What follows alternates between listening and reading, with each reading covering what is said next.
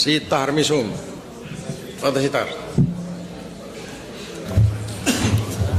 سيد الرئيس، إن مهنة الطب من أنبل المهن وأكثرها إنسانية، ولكن هذه المهنة لا تخلو من الأخطاء الطبية التي تؤدي إلى إعاقات جسدية وحتى إلى الموت.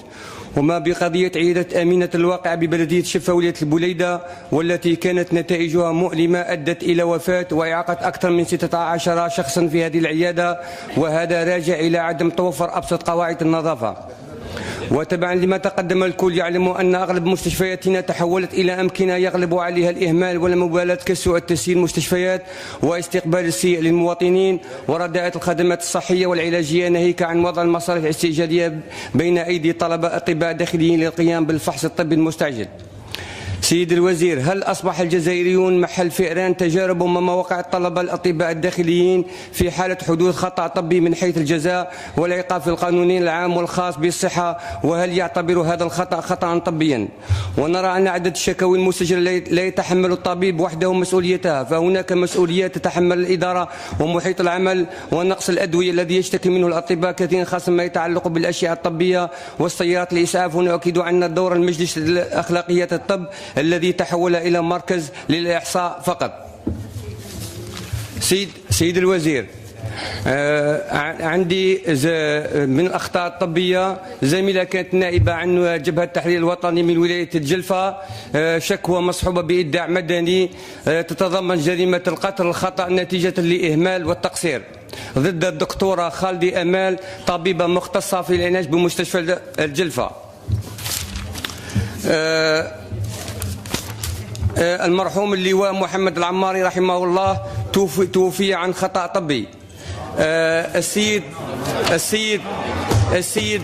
اسمح لي، السيد سعدون، اسمح لي، السيد سعيدون حمزة أخذ عينيا من الدم تفقد 40 رجله. حسين من بوفاريك دخل، اسمح لي، حسين من بوفاريك دخل المستشفى مبصرا وخرج أعمى. سيد الرئيس، شوف الصحة في الجزائر مريضة. ارجع للسؤال تاعك، ارجع للسؤال. سيد الرئيس، قرعة تاع سعيدة داير لها السيروم.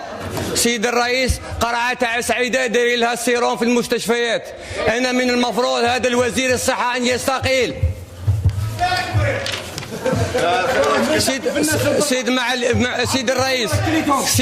سيد الرئيس، عندنا راديو خارج موضوع السؤال، ارجع للسؤال. أنا رجع الموضوع تاعي سيد الرئيس، لأنه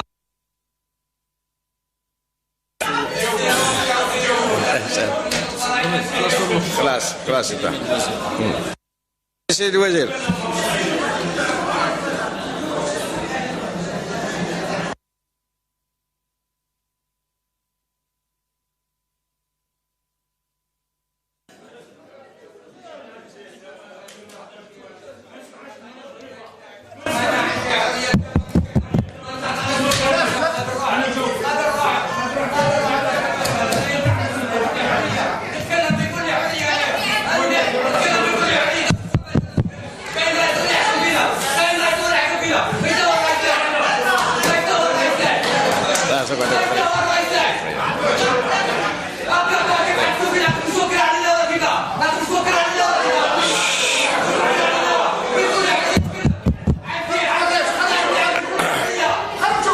أنا تكلمت خلاص.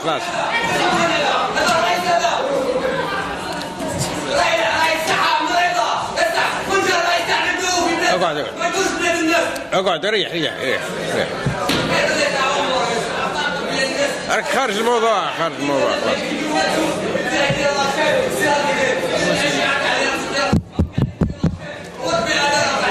خلاص كملت التدخل تاعك، خلاص ما زيدش، خلاص اقعد ريح. يا حسرة، ياك تكلمت بكل حرية، وشكون نقص أكثر من الحرية؟ هذا جاي باش يتشوش. ما يخليش هذا. سيد الوزير، معالي الوزير تفضل. معالي الوزير تفضل.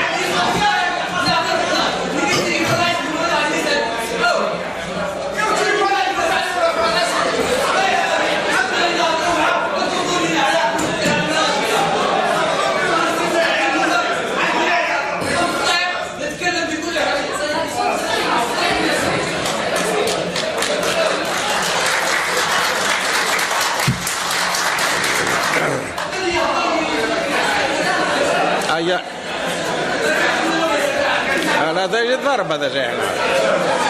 معالي الوزير تفضل تفضل باش نسلكوا منه هذا السيد هذا. شكرا. لا اقعد لا ما اسمعلكش. خلاص.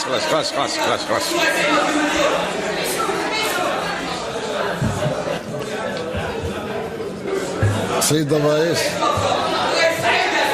ايه بقى الأردن. سألت كاين وزير راح يجاوب. خلاص. جاي هنا باش تشوش انت، مو باش تتكلم، ماش باش تاخذ، جاي تشوش. Il fait ça toujours, hein. C'est sa manière, il fait comme ça.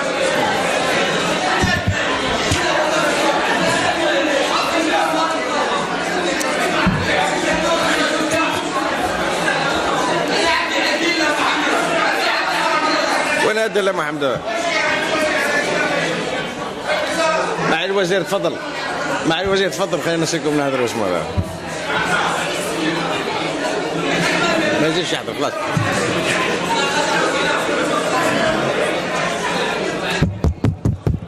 الكلمة إلى معالي السيد وزير الصحة وإصلاح المستشفى والسكان وإصلاح المستشفيات.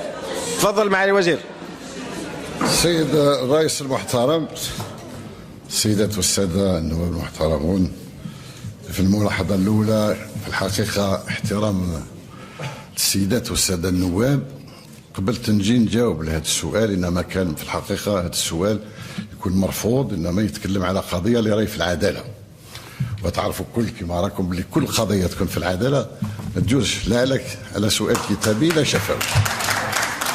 ورغم هذا قال نروح نتكلم في الموضوع، إنما نظن الموضوع هذا يهتم السيدات والسادة النواب. ما نذكروش القضية المعنية اللي كانت هي في السؤال بطبيعة الحال، ما نذكرهاش تماما، إنما راهي في العدالة حاليا، لكن القضية تتعلق بالخطأ الطبي. قال نعطي بعض التوضيحات فيما يخص الخطأ الطبي، وهذا هو اللي كان موضوع السؤال. هذه الأشياء اللي نسمع فيها لا ما عندها علاقة ولا شيء مع السؤال اللي جاني.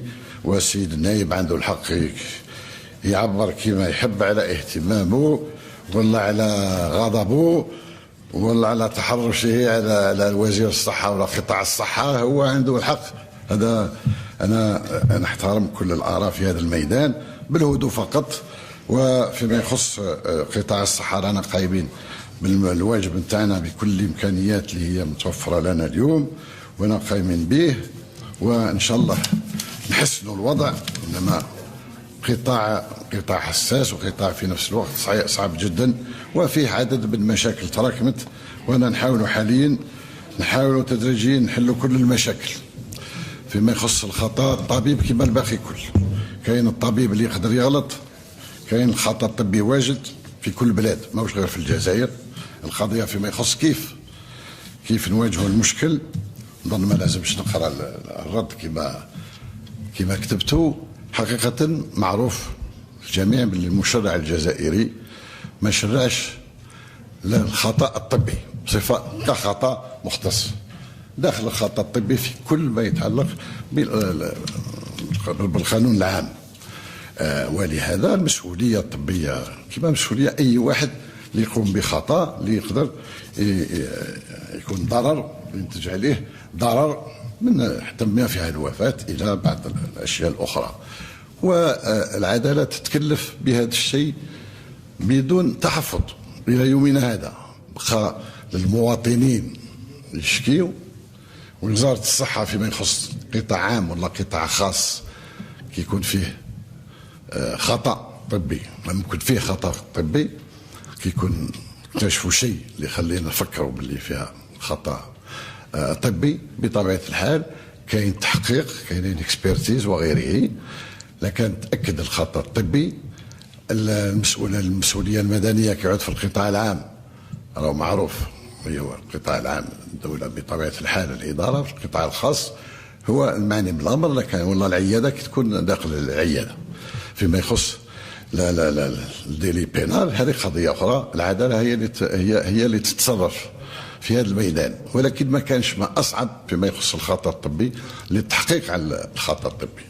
إن تعرفون باللي الطبيب ما عندوش كما نقولوا سي لوبليغاسيون دو مويان با اون اوبليغاسيون دو ريزولتا. مجبور يستعمل الوسائل اللي في يده اللي امامه بطبيعه الحال باش يوصل للنتيجه، ولكن ماهوش غير ربي سبحانه اللي هو فيما يخص النتيجه يضمن. لهذا التعريف تاع الخطا الطبي ماهوش من السهل، ولكن الان فيها تحقيقات وغيره، وتعرفوا الانعكاسات بطبيعه الحال. انما ما بعد في بعض الحالات ماهوش فقط كي نغلقوا عياده، حتى كي نغلقوا عياده ما نشوفوش ان لا للناس اللي الملاكين تاع العياده، نشوفوا ايضا المواطنين يستعملوا العياده اللي هي قريب ليهم وغيره.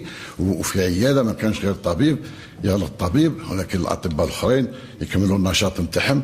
ولهذا الاسباب في بعض الاوقات نغلقوا بطبيعه الحال العياده، نديروا تحقيق يتصلح العياده الاخطاء التقنيه او العلميه او الاجرائيه وغيره اللي تقوم بها، ومن بعد ما تتصلح هذه الاخطاء في هذاك الوقت نعاودوا نفتحوا العياده.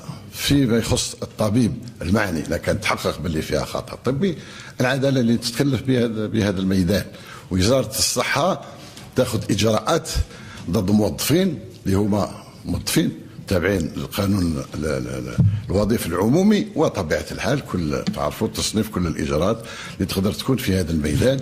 الباقي هو على عاتق العداله. فيما يخص العياده من هذيك ما نجاوبش، انما القضيه راهي مطروحه في العداله، ولهذا ما عندش الحق نتكلم في قضيه اللي هي امام العداله. وشكرا. شكرا لكم معي الوزير. وهذه اخر سؤال، ما كاش خلاص لا تعقيب ولا يحزنون. كان اخر هذا ارجو من الساده النواب انهم يلتزموا بالسؤال اللي قدموه ويبعدوا على المحاكمات. احنا درنا محاكمه هنا، وهذا مش مجلس قضاء، هذا برلمان، وعد يعطي رايه وباحترام للناس الموجودين، احترام زملائه واحترام ضيوفنا اللي هما اعضاء الحكومه. ففي كثير من الاحيان من الحريه ما اضر، كي تكون الحريه بزاف ضر، وهذا مثال لها. وعلى كل حال نعتبروها collateral effects، من الاضرار الجانبيه تحصل في كل شيء. شكرا مره ثانيه للسيد الوزير على هذا التوضيح وعلى الصبر لما حدث.